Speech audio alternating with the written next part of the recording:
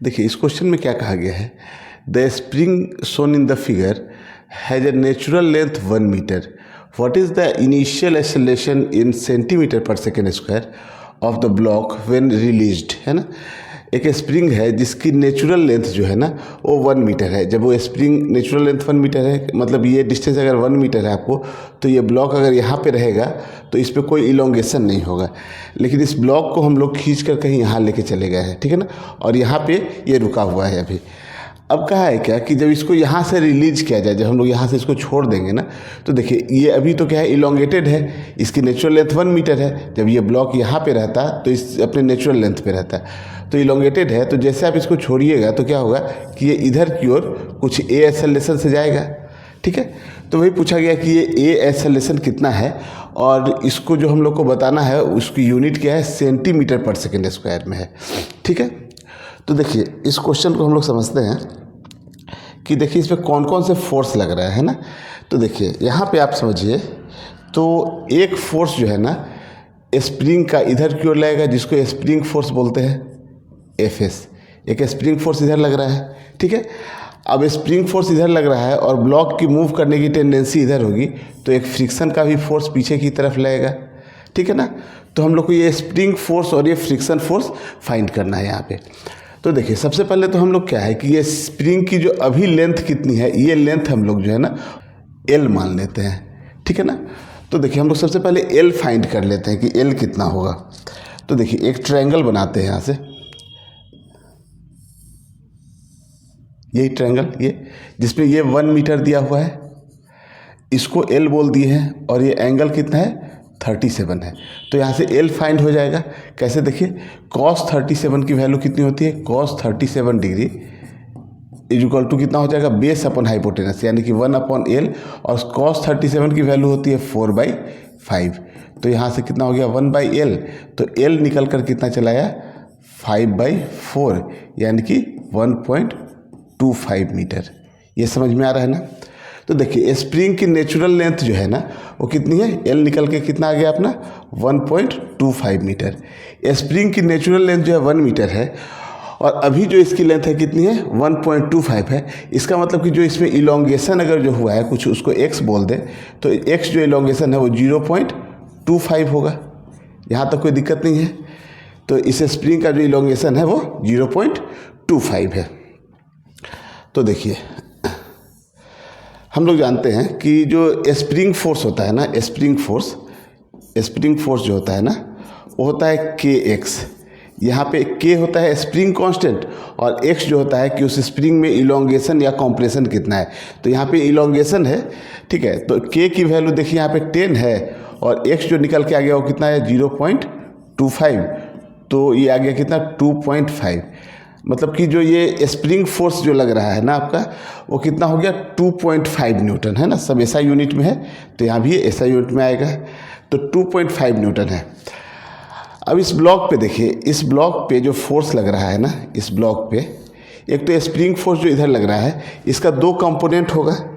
इस spring force का 2 component होगा। एक कंपोनेंट जो होगा वो इस डायरेक्शन में होगा, और एक वर्टिकल डायरेक्शन में होगा।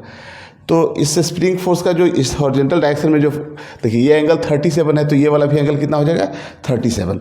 तो यहाँ पे देखिए जो 2 कंपोनेंट आएगा, है ना, तो ये जो हो जाएगा ना F का F cos 37 होगा, इधर कितना हो जाएगा F cos 37 डिग्री, और इस डायरेक्शन में कितना हो जाएगा F sin 37 डिग्री, ठीक है ना।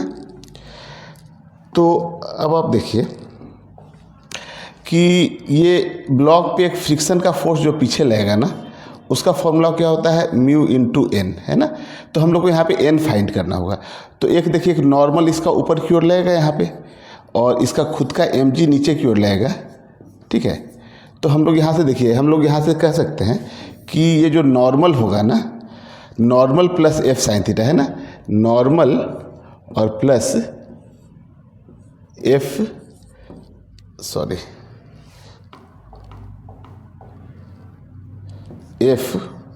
cos थीटा जो वर्टिकली अपवर्ड है ना, नॉर्मल प्लस f cos 37 है ना, जो कि mg के बराबर है। ये किसके बराबर है? mg के बराबर है। तो हम लोग यहाँ से नॉर्मल फाइंड कर लेते हैं। तो नॉर्मल इज इक्वल टू देखिए कितना हो जाएगा, mg और मास इसका 1 है और g को 10 ले लीजिए तो ये 10 हो जाएगा, और ये इधर जाकर माइनस में होगा f cos 37 है ना। तो f की वैल्यू हम लोग निकाल चुके हैं, कितनी 2.5 है, 2.5 है, और cos 37 की जो वैल्यू होती है वो होती है 4/5। तो देखिए यहाँ से निकल के आएगा 5 से 0.25 होगा तो ये निकल के आ गया 8 है ना। यहाँ से 0.5 इंटू 4 है ना, तो 2 हो गया तो 8 आ गया। तो नॉर्मल की वैल्यू निकल के आ गई कितनी, 8 न्यूटन है ना। ठीक है, तो देखिए जो फ्रिक्शन फोर्स होता है ना वो क्या होता है, F equal to mu N, ये होता है ना। तो अब यहाँ से देखिए म्यू की वैल्यू दी गई है क्वेश्चन में 0.1 है और नॉर्मल यहाँ से निकल के आ गया 8, तो ये कितना आ गया 0.8 न्यूटन। समझ में आ रहा है ना।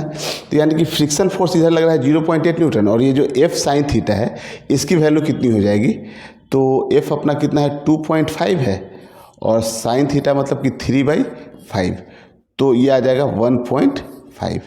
ये समझ में आ रहा है ना। तो देखिए अब कुल मिलाकर क्या है ना कि इस ब्लॉक पे देखिए, तो इस ब्लॉक पे जो है आगे की ओर जो फोर्स लग रहा है ना इधर, वो कितना लग रहा है 1.5 न्यूटन का है, और पीछे की तरफ जो फ्रिक्शन का फोर्स लग रहा है वो 0.8 न्यूटन है। तो नेट फोर्स अगर देखा जाए, ठीक है ना, 1 kg का ये ब्लॉक है ना, तो नेट फोर्स किधर हो गया, तो 1.5 में से 0.8 माइनस कर दीजिए तो कितना हो जाएगा 0.7। तो नेट फोर्स जो होगा ना F net is equal to हम लोग क्या बोलेंगे, मास इंटू एक्सेलरेशन। तो F नेट देखिए कितना हो जाएगा 1.5 माइनस 0.8 यानी कि 0.7 इज इक्वल टू मास कितना है इसका 1 है और एक्सेलरेशन A, तो A निकल कर आ गया 0.7 मीटर पर सेकंड स्क्वायर है ना। तो अगर आपका क्वेश्चन अगर मीटर पर सेकंड स्क्वायर में ही आपका ऑप्शन दिया हुआ है तब तो 0.7 हो जाएगा है ना। लेकिन अगर क्वेश्चन में आपका जो पूछा गया है यहाँ पे सेंटीमीटर पर सेकंड स्क्वायर में, तो क्या करेंगे हम लोग मीटर से सेंटीमीटर में लाने के लिए 100 से मल्टीप्लाई कर दें, तो जो एक्सेलरेशन निकल के आ जाएगा वो कितना हो जाएगा, 100 से मल्टीप्लाई की तो 70 आ जाएगा, तो 70 मीटर सेंटीमीटर पर सेकंड स्क्वायर। ठीक है, नोट कर लीजिए इसको।